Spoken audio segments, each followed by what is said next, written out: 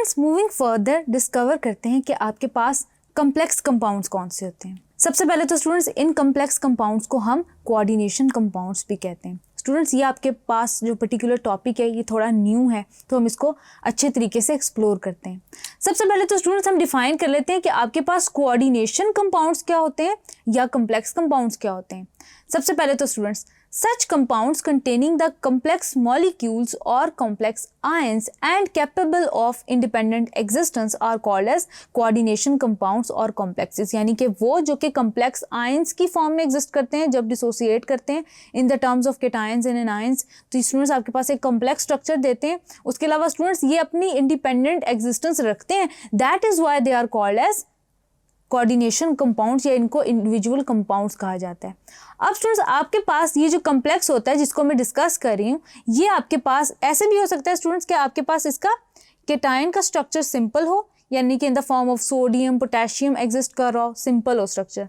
लेकिन स्टूडेंट्स इससे रिलेटेड जो एनायन है वो कम्प्लेक्स हो, या ये भी हो सकता है स्टूडेंट्स आपके पास के कम्प्लेक्स केटायन हो और सिंपल एनायन हो। यानी कि स्टूडेंट्स हमने इस कोऑर्डिनेशन कंपाउंड को देखते हुए खुद ये जज करना होता है कि आपके पास केटायन कौन सा है, इसमें एनायनिक पोर्शन कौन सा है। वो देख के स्टूडेंट्स हम ये जज करते हैं कि आपके पास केटायन सिंपल है या एनायन सिंपल है। देन स्टूडेंट्स उससे रिलेटेड हम ये देखते हैं कि आपके पास कोऑर्डिनेटेड कैसे है या इसको कोऑर्डिनेटेड क्यों कहते हैं। तो स्टूडेंट्स सबसे पहले एक सिंपल से केमिकल रिएक्शन है जो उससे एसोसिएटेड हम ये देख सकते हैं। स्टूडेंट्स आपके पास जो कोऑर्डिनेशन कंपाउंड है स्टूडेंट्स उससे रिलेटेड एक केमिस्ट्री की अलग ब्रांच है, that is called as coordination chemistry.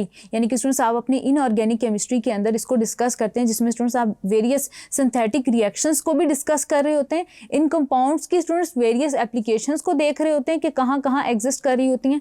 उसके अलावा स्टूडेंट्स आपके पास ये इंडिपेंडेंटली कैसे एग्जिस्ट कर सकती हैं, किस किस फॉर्म में एग्जिस्ट करती हैं स्टूडेंट्स, उसको भी आप देखते हैं। सबसे पहले तो स्टूडेंट्स हम एक रिएक्शन से डील करते हैं, उसमें स्टूडेंट्स आपके पास फॉर्मेशन हो रही होगी कोऑर्डिनेशन कंपाउंड की, उसको हम एनालाइज करेंगे कि आपके पास किस किस्म का कोऑर्डिनेशन कंपाउंड है। सबसे पहले तो स्टूडेंट्स आपके पास आयरन साइनाइड है, उसको स्टूडेंट्स आप रिएक्ट करवा लेते हैं पोटेशियम साइनाइड से।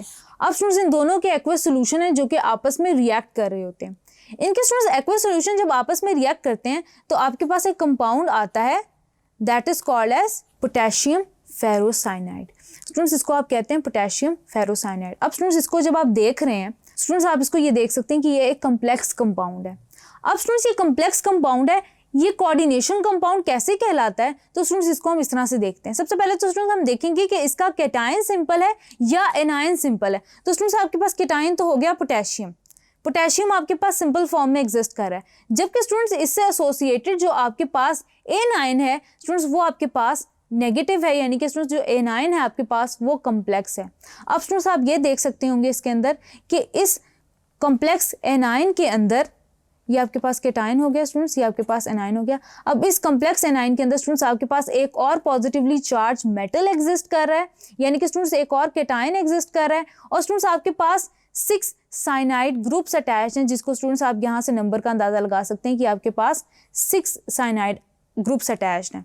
अब स्टूडेंट्स यहाँ पे बेसिकली मतलब क्या है कि ये आपके पास जो सेंट्रल मेटल एटम है स्टूडेंट्स आपके पास, इसको आप सेंट्रल मेटल एटम इसलिए कहेंगे क्योंकि स्टूडेंट्स ये आपके पास इलेक्ट्रॉन्स ले रहा है from that of cyanide group. तो स्टूडेंट्स आप ये देख सकते हैं कि आपके पास जो सेंट्रल मेटल एटम या आयन के साथ जो कनेक्टेड ग्रुप्स होते हैं वो स्टूडेंट्स उसको सराउंड कर रहे होते हैं इन अ सेंस कि वो उसको इलेक्ट्रॉन पेयर्स डोनेट कर रहे होते हैं।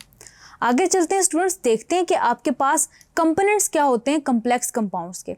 सबसे पहले तो स्टूडेंट्स हमने डिफाइन करना है कि आपके पास सेंट्रल मेटल आयन क्या होता है। सबसे पहले तो स्टूडेंट्स आपके पास हम वही एग्जांपल ले लेते हैं पोटेशियम फेरोसाइनाइड। सबसे पहले स्टूडेंट्स हम ये देख लेते हैं कि इसमें आपके पास केटायन क्या है और एनायन क्या है। आपके पास स्टूडेंट्स पोटेशियम आपके पास केटायन है, जबकि स्टूडेंट्स आपके पास जो स्फीयर के अंदर एग्जिस्ट कर रही है एंटिटी वो आपके पास एनायन है। क्यों? क्योंकि उसके ऊपर जो चार्ज है स्टूडेंट्स वो आपके पास क्या है, पर्टिकुलरली नेगेटिव है। जितना चार्ज स्टूडेंट्स आपके केटायन के ऊपर होगा उतना ऑपोजिट चार्ज जो होगा वो आपके एनायन पे होगा। अब स्टूडेंट्स यहाँ पे हम कुछ चीज़ों को डिफाइन करने लगे हैं। सबसे पहले तो स्टूडेंट्स आपके पास ये जो आपके पास एंटिटी ब्रैकेट्स के अंदर मेंशन्ड है स्टूडेंट्स उसको हम कहते हैं कोऑर्डिनेशन सफेयर। अब स्टूडेंट्स कोऑर्डिनेशन सफेयर के अंदर आपके पास केटाइनिक पोर्शन भी हो सकता है कंपाउंड का, एनाइनिक पोर्शन भी हो सकता है। इस पर्टिकुलर केस में स्टूडेंट्स आपके पास क्या है, एनाइनिक पोर्शन है। देन स्टूडेंट्स आपके पास आ जाता है सेंट्रल मेटल आयन, वो पर्टिकुलर आयन स्टूडेंट्स जिसको इलेक्ट्रॉन पेयर्स डोनेट किए जाते हैं उसको स्टूडेंट्स हम कहते हैं सेंट्रल मेटल आयन। ये स्टूडेंट्स आपके पास हो गया central metal ion. Then students आपके पास वो ग्रुप्स जो आपके पास इलेक्ट्रॉन पेयर्स डोनेट करते हैं सेंट्रल मेटल आयन को, स्टूडेंट्स उनको हम कहते हैं लिगेंड्स। यानी कि इनका काम होता है कि ये आपके पास क्या करते हैं, कम्प्लेक्स कंपाउंड के अंदर ये इलेक्ट्रॉन पेयर्स डोनेट कर रहे होते हैं सेंट्रल मेटल आयन को। उसके अलावा स्टूडेंट्स हमने कोऑर्डिनेशन नंबर को डिस्कस करना है।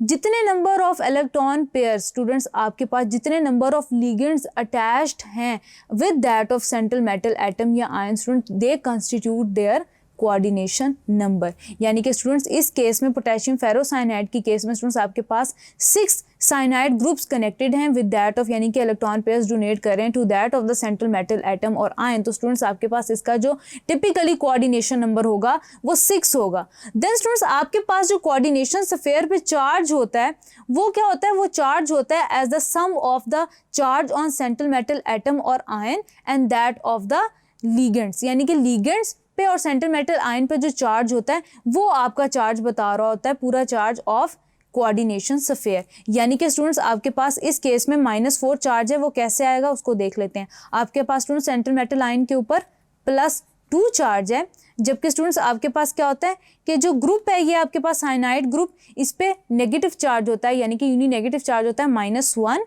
इस -1 को आप 6 से मल्टीप्लाई करेंगे तो स्टूडेंट्स आपके पास क्या आ जाएगा, +2 -6। इसको स्टूडेंट्स आपने सब्ट्रैक्ट किया तो आपके पास आ जाएगा -4। यानी कि स्टूडेंट्स आपके कोऑर्डिनेशन स्फीयर पे चार्ज -4 होगा। इसी तरह स्टूडेंट्स आप किसकी कैलकुलेशंस फर्दर कर सकते हैं। देन स्टूडेंट्स आपके पास वो कोऑर्डिनेशन कंपाउंड जिनकी केस में आपके पास केटायन कॉम्प्लेक्स है, यानी कि केटायन आपके पास कॉम्प्लेक्स फॉर्म में, उसको स्टूडेंट्स आप कहेंगे cationic coordination sphere. Then students आपके पास वो कोऑर्डिनेशन स्फीयर जो कि एनाइन पे बेस्ड है, यानी कि कॉम्प्लेक्स एनाइन पे बेस्ड है, उसको आप कहेंगे anionic coordination sphere. Then students आपके पास वो जो न्यूट्रल है तो स्टूडेंट्स आप उसको कहेंगे न्यूट्रल कोऑर्डिनेशन स्फीयर। अब इस केस में स्टूडेंट्स आपके पास क्या है, आयनाइनिक कोऑर्डिनेशन स्फीयर है, यानी कि -4 चार्ज है। उसके अलावा स्टूडेंट्स आपके पास कोऑर्डिनेशन नंबर आपने देख लिया कि इस केस में आपके पास 6 है। देन स्टूडेंट्स आपके पास एक और एग्जांपल है, यहाँ पे हम देख सकते हैं कि स्टूडेंट्स आपके पास केटायन कॉम्प्लेक्स है, तो स्टूडेंट्स इससे रिलेटेड जो आपके पास कोऑर्डिनेशन स्फीयर होगा उसको आप कहेंगे केटायनिक कोऑर्डिनेशन स्फीयर। देन स्टूडेंट्स आपके पास यहाँ पे एनाइन है, ये आपके पास स्टूडेंट सेंट्रल मेटल एटम और आयन है। ये स्टूडेंट्स आपके पास जो एमाइन है वो आपके पास लीगेंड है। स्टूडेंट्स आपके पास एमाइन के पास जो चार्ज होता है वो 0 होता है। उसके अलावा स्टूडेंट्स आप याद रखेंगे कि कोऑर्डिनेशन नंबर, इसको हम एमाइन को स्टूडेंट्स आप कहेंगे लीगेंड है। आपके पास 4 लीगेंड्स कनेक्टेड हैं, सपोर्ट कर रहे हैं टू दैट ऑफ, यानी कि इलेक्ट्रॉन पेयर डोनेट कर रहे हैं to that of the central metal atom और आयन। यहाँ पे स्टूडेंट्स आप याद रखेंगे जो कोऑर्डिनेशन नंबर है आपके पास वो क्या है, 4 है आपके पास। उसके अलावा स्टूडेंट्स हम चार्ज जब कैलकुलेट करेंगे तो स्टूडेंट्स आपके पास जो एनायन है उसके ऊपर चार्ज होता है -2 का, जबकि स्टूडेंट्स आपने कैलकुलेट करना है जब केटायन के ऊपर, यानी कि केटायनिक कोऑर्डिनेशन स्फीयर के ऊपर, तो स्टूडेंट्स आपके पास +2 है, +0 है, क्योंकि स्टूडेंट्स आपके पास एमाइन के ऊपर ये न्यूट्रल लीगेंड होता है, इस पे चार्ज 0 होता है। स्टूडेंट्स आपके पास लीगेंड्स की 3 फॉर्म्स होती हैं, जैसे कि स्टूडेंट्स आपके पास केटायनिक लीगेंड होता है in the case of cyanide, जिसके ऊपर स्टूडेंट्स आपके पास नेगेटिव चार्ज होता है। देन स्टूडेंट्स आपके पास न्यूट्रल लीगेंड होता है लाइक दैट ऑफ एमाइन। ये भी स्टूडेंट्स आपके पास जो पूरे कंपाउंड की फॉर्म में होते हैं ना स्टूडेंट्स, आपके पास जो लिगेंड्स वो आपके पास न्यूट्रल लिगेंड्स कहलाते हैं। जैसे स्टूडेंट्स आपके पास वाटर हो गया, देन स्टूडेंट्स आपके पास कार्बोनिल हो गया, स्टूडेंट्स इन पे जो चार्जेस होते हैं वो 0 होते हैं, तो स्टूडेंट्स आपके पास न्यूट्रल लिगेंड्स होते हैं। देन स्टूडेंट्स आपके पास एनाइनिक और न्यूट्रल लिगेंड्स होते हैं। आगे चलते हैं स्टूडेंट्स, डिस्कस करते हैं कि आपके पास कीलेट्स क्या होते हैं। स्टूडेंट्स कीलेट्स डिस्कस करने से पहले मैं कुछ बहुत ही सिंपल अल्फाज में आपको बताऊंगी कि कीलेट्स क्या होते हैं। सबसे पहले तो स्टूडेंट्स आपके पास कोई टिपिकल लीगेंड है लाइक दैट ऑफ अमोनिया।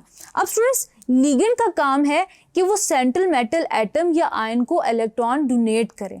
अब स्टूडेंट्स आपके पास जो एक लीगेंड होता है वो एक आपके पास इलेक्ट्रॉन पेयर डोनेट कर रहा होता है, यानी कि स्टूडेंट्स आपके पास कोवलेंट बॉन्ड बन रहा होता है, उसकी जो शेयरिंग होती है वो इस तरह से होती है कि आपके पास जो है वो एक इलेक्ट्रॉन पेयर शेयर हो रहा होता है, यानी कि एक इलेक्ट्रॉन पेयर डोनेट कर रहा होता है। तो स्टूडेंट्स आपके पास अमोनिया पे एक लोन पेयर ऑफ इलेक्ट्रॉन होता है। अब स्टूडेंट्स ये आपके पास हो गया लीगेंड जो कि एक इलेक्ट्रॉन पेयर डोनेट करता है। कुछ लिगेंड स्टूडेंट्स आपके पास ऐसे होते हैं जो कि सिंगल आपके पास 2 इलेक्ट्रॉन पेयर्स को डोनेट कर रहे होते हैं, यानी कि स्टूडेंट्स आपके पास डबल सपोर्ट कर रहे होते हैं to that of the central metal atom और आयन। ऐसे स्टूडेंट्स लिगेंड्स को आप कहते हैं बाइडेंटेट लिगेंड्स, और स्टूडेंट्स उनको आप पर्टिकुलरली ऐसे कंपाउंड्स को या ऐसे कॉम्प्लेक्सेस को आप कीलेट्स कहते हैं। इसको स्टूडेंट्स डिफाइन कर लेते हैं। When all the donor atoms of a polydentate ligand get coordinated with the same metal ion, a complex is form which contains one or more rings in its structure, hence is called a chelate. अब students इसको chelate तो हम कहते हैं, इसको इसलिए कहते हैं कि स्टूडेंट्स आपके पास रिंग स्ट्रक्चर बनता है। वो रिंग स्ट्रक्चर इसलिए बनता है क्योंकि स्टूडेंट्स आपके पास एक ही लिगेंड के अंदर आपके पास 2 डिफरेंट एटम्स डोनेट कर रहे होते हैं electrons to that of the central metal atom और ion, that is why students उसको हम बाइडेंटेट लिगेंड कहते हैं। उसके अलावा स्टूडेंट्स आप ये भी कह सकते हैं कि आपके पास ये रिंग स्ट्रक्चर बनाते हैं। जैसे कि स्टूडेंट्स आपके पास एक एग्जाम्पल है जिसमें स्टूडेंट्स आपके पास ऑक्सिलेट आयन है। अब स्टूडेंट्स जब हम एनाइन की बात करते हैं तो हम ऑक्सिलेट एनाइन नहीं कहते, हम कहते हैं ऑक्सिलेटो एनाइन।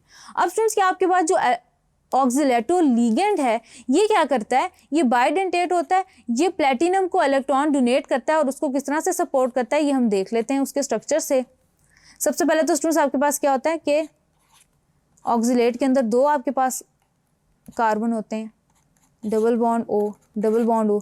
इन्होंने स्टूडेंट्स क्या किया होता है कि प्लेटिनम को सपोर्ट किया होता है, oxygen, double bond, then students oxygen, then students आपके पास क्या है, इन्होंने इसको सपोर्ट किया होता है और एक कोऑर्डिनेशन स्फीयर के अंदर ये एग्जिस्ट कर रहे होते हैं जिसके ऊपर -2 चार्ज होता है। यानी कि स्टूडेंट्स इसको हम कोऑर्डिनेशन की फॉर्म में जब लिखते हैं, कंपाउंड की फॉर्म में लिखते हैं, तो स्टूडेंट्स आप इसको लिख सकते हैं क्योंकि स्टूडेंट्स आपके पास ये एक एनायनिक लिगेंड है। इसके लिए स्टूडेंट्स इसके लिए जो आप पर्टिकुलर टर्म यूज़ करेंगे वो आप यूज़ करेंगे ऑक्सिलेटो। अब स्टूडेंट्स आपके पास क्योंकि 2 ऑक्सिलेट ने सपोर्ट किया हुआ सेंट्रल मेटल एटम और आयन को, तो स्टूडेंट्स आप इसको कहेंगे डाई ऑक्सिलेटो, डाई ऑक्सिलेटो प्लेटिनेट। अब स्टूडेंट्स आपके पास सेंट्रल मेटल एटम या आयन को उसने अपने सपोर्ट किया हुआ है, तो स्टूडेंट्स आप उसको प्लेटिनम 2 आयन कहेंगे या प्लेटिनेट कहेंगे, प्लेटिनेट 2 आयन। आयन की फॉर्म में एग्जिस्ट कर रहा है, जस्ट कोऑर्डिनेशन स्फीयर एग्जिस्ट कर रहा है, तो इसका मतलब है डेफिनेटली स्टूडेंट्स के कंपाउंड नहीं है, आपके पास आयन है। अब वो केटाइन भी हो सकता है, एनाइन भी हो सकता है। इस केस में स्टूडेंट्स आपके पास एनाइन है। एनाइन को स्टूडेंट्स आप इस तरह से रिप्रेजेंट करते हैं कि आप उसके जो लिगेंड्स होते हैं उनको पहले मेंशन कर देते हैं, देन स्टूडेंट्स जो आपके पास सेंट्रल मेटल एटम या आयन होता है उसके साथ उसके आप नेम के एंड के आगे आप 8 लगा देते हैं, तो स्टूडेंट्स आपका जो नेम है वो हम सही तरीके से लिख पाते हैं। डाईऑक्सिलेटो प्लेटिनेट 2 आयन, साथ में स्टूडेंट्स आपने क्या करना है, प्लेटिनम का जो ऑक्सीडेशन स्टेट है उसको भी मेंशन कर देना है। तो स्टूडेंट्स आपके पास ये एक रिंग स्ट्रक्चर बन जाएगा जिसको स्टूडेंट्स आप कीलेट कहेंगे। पर्टिकुलर सेंस में स्टूडेंट्स ऑक्सिलेटो को आप कहेंगे, ऑक्सिलेटो लिगेंड को आप कहेंगे बाइडेंटेट लिगेंड। आगे चलते हैं स्टूडेंट्स, वो रूल्स और प्रिंसिपल डिस्कस करते हैं जिसकी बेस पे स्टूडेंट्स आप नेमिंग कर सकते हैं खुद से कोऑर्डिनेशन कंपाउंड्स की, जस्ट स्टूडेंट्स कुछ सिंपल रूल्स फॉलो करके। तो स्टूडेंट्स सबसे पहले इनको डिस्कस कर लेते हैं कुछ एग्जाम्पल्स के थ्रू। सबसे पहले तो स्टूडेंट्स आपके पास आ जाता है पोटेशियम फेरोसाइनाइड, कॉमन नेम है of that of potassium hexacyanoferrate 2। अब स्टूडेंट्स सबसे पहले तो जब आप नॉमेनक्लेचर देखते हैं तो आपने ये देखना होता है कि आपने केटाइंस को हमेशा एनाइंस से पहले नेम करना होता है, यानी कि स्टूडेंट्स आपका रूल नंबर 1 ये है। अब इस केस में आपने पोटेशियम को पहले नेम किया। सबसे पहले आप देख लेंगे कि आपका सेंट्रल मेटल एटम या आयन कौन सा है, केटाइनिक लिगेंड है, आपके पास केटाइनिक कोऑर्डिनेशन अफेयर है या एनाइनिक कोऑर्डिनेशन अफेयर है। स्टूडेंट्स उसके बाद आप क्या करेंगे, ये देखेंगे कि आपके पास केटाइन कौन सा है, तो आपने केटाइन को क्या करना है, पहले मेंशन कर देना है। अब स्टूडेंट्स इस केस में आपके पास केटाइन प्रेजेंट नहीं है, जो केस नंबर 2 है आपके पास, उसमें स्टूडेंट्स आपके पास केटाइन प्रेजेंट नहीं है, तो स्टूडेंट्स आप क्या करेंगे, लिगेंड से ही आप नेमिंग स्टार्ट करेंगे। देन स्टूडेंट्स आपके पास ये एक कोऑर्डिनेशन अफेयर आ जाता है जस्ट, जिसमें स्टूडेंट्स आपके पास केटाइन मेंशन नहीं है, तो आप लिगेंड से ही नेमिंग स्टार्ट कर देते हैं। केटाइन प्रेजेंट है तो स्टूडेंट्स ये ज़्यादा बेटर होगा कि आप केटाइन को पहले मेंशन कर दें। देन स्टूडेंट्स आप क्या करते हैं कि लिगेंड्स को आप अल्फ़ाबेटिकल ऑर्डर में नेम कर रहे होते हैं, यानी कि स्टूडेंट्स आप ये याद रखेंगे कि अगर आपके पास एक से ज़्यादा लिगेंड्स हैं तो आपने अल्फ़ाबेटिकल ऑर्डर का ध्यान करना है। सबसे पहले तो स्टूडेंट्स आपके पास जो एग्जाम्पल नंबर 2 है उसमें स्टूडेंट्स आपके पास ये रूल नंबर 2 है कि आपने क्या करना है कि आपने देखना है कि आपके पास कितने नंबर, कितना कोऑर्डिनेशन नंबर कंट्रीब्यूट कर रहा है कोई पर्टिकुलर लिगेंड। अब स्टूडेंट्स आपके पास अमाइन है तो वो आपके पास पहले अल्फ़ाबेटिकल ऑर्डर में आता है तो उसको पहले मेंशन करेंगे। देन स्टूडेंट्स आपके पास क्लोरीन है, उसको आपने सेकंड नंबर पे करना है। देन स्टूडेंट्स आपके पास नाइट्रो यानी कि एन से आ जाता है, देन स्टूडेंट्स आपने उसको थर्ड पे प्लेस करना है। अब स्टूडेंट्स इसको किस तरह से आप लिगेंड्स की फॉर्म में लिखेंगे, टेट्रा अमीन क्लोरो। अब स्टूडेंट्स आप याद रखेंगे कि आपके पास जो एनायनिक लिगेंड्स होंगे, एनायनिक लिगेंड्स, अब स्टूडेंट्स एनायनिक लिगेंड्स जो होंगे उनके नेम के एंड पे स्टूडेंट्स आप ओ लगा देंगे। जैसे स्टूडेंट्स आपने क्या करना है, क्लोरो है, नाइट्रो है। जो स्टूडेंट्स आपके पास न्यूट्रल लिगेंड होंगे उनको आपने एज इट इज मेंशन करना है। इसी तरह स्टूडेंट्स आपके पास एग्जांपल है कि आप जैसे आपके पास साइनाइड ग्रुप है तो उसको आप लिखेंगे सायनो ग्रुप, क्योंकि स्टूडेंट्स आपके पास वो क्या है, एनायनिक लिगेंड है। अब स्टूडेंट्स इस केस में आप लिखते हैं tetra ammine chloro nitro. Then students आपने रिप्रेजेंट करना है अपने सेंट्रल मेटल एटम को या आयन को, प्लैटिनम। देन स्टूडेंट्स उसकी आप ऑक्सीडेशन स्टेट मेंशन करेंगे। देन स्टूडेंट्स आप लिखेंगे कि उसका एनायन क्या है, दैट इज सल्फेट। ये पूरा स्टूडेंट्स आपके पास कंपाउंड सॉल्ट की फॉर्म में एग्जिस्ट करता है। उसके अलावा स्टूडेंट्स हमने ये देखा कि आप प्रीफिक्सेस यूज कर रहे होंगे जो कि आपका रूल नंबर 3 है, यानी कि आप बता रहे होंगे कि आपके पास कोई भी लिगेंड टेट्रा है, पेंटा है, हेक्सा है, उस फॉर्म में एग्जिस्ट कर रहा है। देन स्टूडेंट्स आप क्या करेंगे कि आपके पास रूल नंबर 4 ये है कि स्टूडेंट्स आप क्या करेंगे कि आपने नेम्स ऑफ एनायनिक लिगेंड जो मैं ऑलरेडी डिस्कस कर चुकी हूँ उसको आपने सफिक्स ओ में ऐड करना है, यानी कि स्टूडेंट्स हाइड्रोक्सल की को आपने रिप्लेस कर देना हाइड्रोक्सो। एंड देन स्टूडेंट्स आपने कार्बोनेटो यानी कि CO3 आपके पास 2 नेगेटिव है तो इसको आप कार्बोनेटो। देन स्टूडेंट्स साइनाइड को आपने सायनो की फॉर्म में, देन स्टूडेंट्स आपने ऑक्जेलेट को ऑक्जेलेटो की फॉर्म में लिखना है। देन स्टूडेंट्स बिल्कुल इसी तरह क्लोरो, नाइट्रो, तो ये एनायनिक लिगेंड्स को आप इस तरह से मेंशन कर रहे होंगे। देन स्टूडेंट्स जब हमने न्यूट्रल लिगेंड्स की बात की तो हमने कहा कि हम उनको अनचेंज्ड ही यूज़ करेंगे, यानी कि एमाइन है तो उसको एमाइन ही यूज़ करेंगे। वाटर के लिए स्टूडेंट्स आपने क्या करना है, NH3 के लिए एमाइन यूज़ करना है, NH3 के लिए एमाइन यूज़ करेंगे। देन स्टूडेंट्स आप वाटर के लिए एक्वा यूज़ करेंगे, देन स्टूडेंट्स आप क्या करेंगे कि कार्बोनिल के लिए यानी कि कार्बन मोनोऑक्साइड के लिए कार्बोनिल यूज़ कर रहे होंगे, यानी कि स्टूडेंट्स आपके पास ये लिगेंड्स के नाम अनचेंज्ड ही रहेंगे। देन स्टूडेंट्स आप क्या करते हैं, 8 का सफिक्स लगाते हैं जब स्टूडेंट्स आपके पास जो आपका एनायनिक कोऑर्डिनेशन स्फीयर है वो आपके पास जो कोऑर्डिनेशन स्फीयर है वो एनायन की फॉर्म में एग्जिस्ट करता है। तो स्टूडेंट्स आप क्या करते हैं कि आप जो सेंट्रल मेटल एटम या आयन होता है उसके एंड पे आप 8 लगा देते हैं। The suffix 8 comes at the end of the name of the metal if the complex represent N anion, यानी कि स्टूडेंट्स इस केस के अंदर आप क्या करेंगे, पोटेशियम हेक्सासाइनो, यानी कि स्टूडेंट सबसे पहले आपने क्या किया, अपने केटाइन को रिप्रेजेंट किया पोटेशियम। देन स्टूडेंट्स लिगेंड को हेक्सासाइनो। देन स्टूडेंट्स आपके पास आयरन आ जाता है, इसकी आपने लिखनी है ऑक्सीडेशन स्टेट। देन स्टूडेंट्स आप लिखेंगे कि ये फेरेट 2 है। अब क्योंकि स्टूडेंट्स आपके पास एनाइन है कोऑर्डिनेशन स्फीयर तो स्टूडेंट्स आपके पास जो भी सेंट्रल मेटल एटम या आयन होगा उसका नेम उसके एंड पे आप 8 लगा देंगे। देन स्टूडेंट्स आपके पास नेक्स्ट है नंबर 7। आपके पास स्टूडेंट्स ये है कि जो ऑक्सीडेशन नंबर है उसको आपने रोमन से रिप्रेजेंट करना है। जैसे कि स्टूडेंट्स आपके पास इस केस में आपने लिगेंड्स को पहले डिफाइन किया अल्फाबेटिकल ऑर्डर के अंदर, tetra ammine chloro nitro platinum 4। Then students आपके पास एनायन आ जाएगा सल्फेट। देन स्टूडेंट्स आपके पास आ जाएगा ट्राई अमीन ट्राई नाइट्रो कोबाल्ट 3। अब स्टूडेंट्स यहाँ पे आपने कोबाल्टेट क्यों नहीं लगाया, क्योंकि स्टूडेंट्स आपके पास एनायन मेंशन नहीं है, ये जस्ट आपके पास कोऑर्डिनेशन स्फीयर की तौर पे प्रेजेंट था। क्योंकि स्टूडेंट्स ये आपके पास कोऑर्डिनेशन स्फीयर की तौर पे जस्ट एग्जिस्ट कर रहा है, दैट इज वाई स्टूडेंट्स आप इसके साथ कोबाल्टेट ऐड नहीं करते। फॉर एग्जाम्पल स्टूडेंट्स आपके पास ये आ जाती हैं तीनों एग्जाम्पल्स जिनको हमने डिस्कस किया। देन स्टूडेंट्स आप क्या करते हैं, ज्योमेट्रीज को डिस्कस कर लेते हैं। स्टूडेंट्स आपके पास जो ये पर्टिकुलर कोऑर्डिनेशन कंपाउंड्स हैं ये पर्टिकुलर ज्योमेट्रीज के अंदर एग्जिस्ट कर रहे होते हैं, लेकिन स्टूडेंट्स आप याद रखेंगे कि ये ज्योमेट्रीज डिपेंड कर रही होती हैं हाइब्रिडाइजेशन के ऊपर।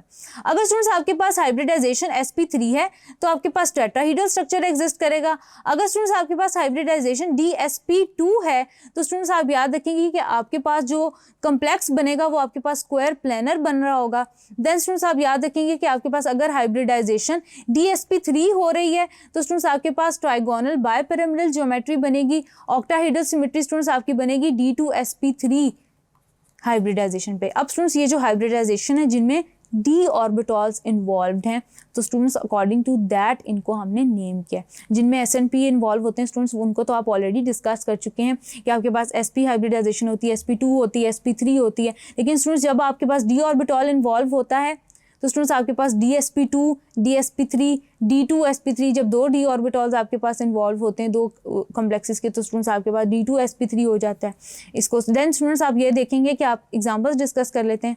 सबसे पहले तो स्टूडेंट्स आपके पास टेट्राहीड्रल जो आपके पास ज्योमेट्री है वो आपके पास मैंगनीज टेट्राक्लोराइड की केस में एग्जिस्ट कर रही होती है।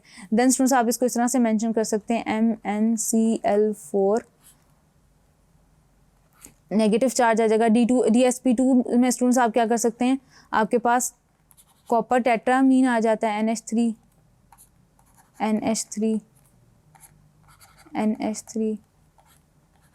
ये स्टूडेंट्स आपके पास स्क्वायर प्लेनर ज्योमेट्री ऐसी होती है, इसको आप लाइन से यूं मेंशन कर रहे होते हैं। देन स्टूडेंट्स आपके पास dsp3 आती है। dsp3 में स्टूडेंट्स आपके पास फॉस्फोरस पेंटाक्लोराइड आ जाती है। फॉस्फोरस पेंटाक्लोराइड की केस में स्टूडेंट्स आप इसकी ज्योमेट्री इस तरह से ड्रॉ कर सकते हैं। ये स्टूडेंट्स आपके पास जो ज्योमेट्री होती है ये आपके पास कहलाती है ट्राइगोनल बायपिरामिडल, ये ज्योमेट्री होती है स्टूडेंट्स जो कि dsp3 होती है। देन स्टूडेंट्स आपके पास आती है octahedral geometry. Octahedral geometry students आपके पास d2sp3 की फॉर्म में एग्जिस्ट कर रही होती है, जिसमें स्टूडेंट्स आप जैसे कि स्टूडेंट्स आपके पास है कोबाल्ट। अब स्टूडेंट्स कोबाल्ट में आपके हेक्सामीन, कोबाल्ट हेक्सामीन यानी कि आपके पास ऑक्टाहीड्रल अरेंजमेंट में तमाम लिगेंड्स जो हैं वो कोऑर्डिनेट कर रहे हैं, यानी कि इलेक्ट्रॉन पेयर्स को डोनेट कर रहे हैं और टेट्रा और ऑक्टाहीड्रली अरेंज्ड हैं। तो स्टूडेंट्स इस पर्टिकुलर कॉन्फ़िगरेशन को हम कहते हैं d2sp3 और स्टूडेंट्स इसको आप इस तरह से लाइंस को कनेक्ट कर सकते हैं डॉटेड फॉर्म में। हैविंग सेड दैट स्टूडेंट्स आगे चलते हैं, डिस्कस करते हैं ट्रांजिशन एलिमेंट्स के अंदर जो आपके पास फेमस ट्रांजिशन एलिमेंट्स हैं कि आप उनको मैन्युफैक्चर कैसे कर सकते हैं, उनको प्योरेस्ट फॉर्म में अटेन कैसे कर सकते हैं डिफरेंट मेथड्स के थ्रू। Thank you.